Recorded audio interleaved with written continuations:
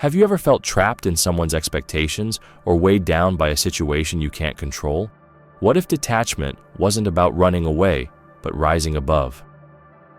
Welcome to Aristotle, the place where ancient wisdom meets modern life. Today, we dive into how to detach from people and situations, not by becoming cold, but by becoming philosophically free.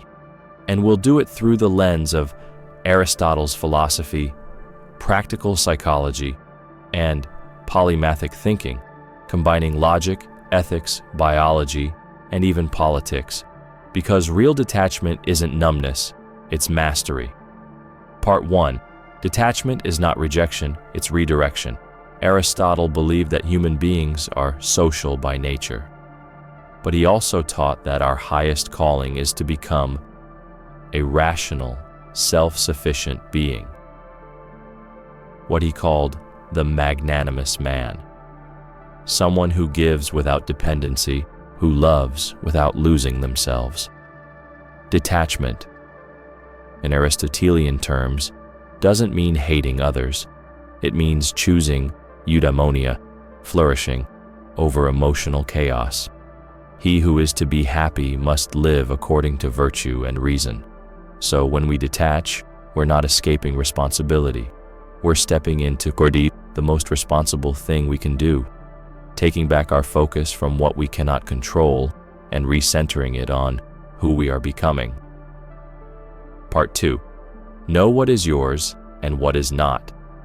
According to Aristotle's logic, everything in life has a cause and purpose, a telos. But what happens when we expect people to complete us? We confuse their telos with ours. Polymathic thinking teaches us to view life like a systems philosopher. Ask yourself, is this situation aligned with my purpose? Is this relationship helping me live virtuously? Detach not because they're bad, detach because, whoa, they are not yours to control.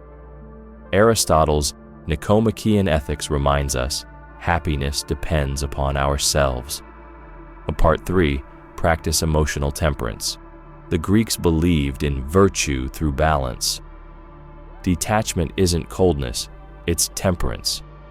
Aristotle taught that every virtue is the golden mean between two extremes. Love, too much equals obsession, too little equals apathy. Courage, too much equals recklessness, too little equals cowardice. Detachment, too much equals isolation, too little equals entrapment. So how do we practice this? Start by watching your emotions like a philosopher watches an argument. Am I reacting from desire or responding from reason? The Stoics, heavily influenced by Aristotle's ethical framework, would ask, is this within my control? If not, you release it, not out of fear, but out of dignity. Part 4. See people as travelers, not possessions. Every person in your life is on their own journey, their own telos. And as painful as it is, their path might diverge from yours. In his book, Politics, Aristotle wrote that community thrives when individuals fulfill their unique purpose. That means detachment is not the end of connection. It's respecting the natural movement of life. Don't cling, don't beg, don't lose yourself. Instead, learn to appreciate people like you appreciate a sunset, not because it lasts forever, but because it's beautiful while it lasts. Part 5.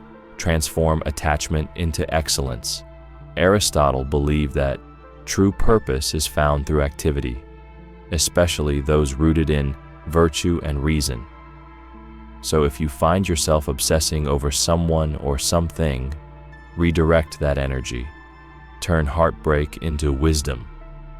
Turn loss into growth. Turn pain into philosophy. As a polymath, Aristotle didn't just think about ethics. He used insights from biology, metaphysics, and rhetoric to understand the full human experience. Apply the same principle to your own life. Use the mind, shape the emotions, build the character. Detachment becomes easier when you're too busy building something meaningful to chase things that aren't yours. Part 6. Anchor yourself to timeless values. You detach not by floating away, but by anchoring yourself deeper to values that don't betray you. Wisdom, courage, temperance, justice. Aristotle called these the cardinal virtues. They are your foundation when people lie, when situations collapse, when the world tries to pull you into chaos. Ask yourself, am I acting according to my values or my wounds? The answer is your path to detachment. Detachment is not about giving up on life. It's about giving life the right weight, the weight of truth, the weight of purpose, the weight of your own becoming. If this video helped you see detachment in a new light, subscribe to Aristotle, where we use ancient wisdom to navigate the modern world. Leave a comment below. What is one thing you need to detach from starting today?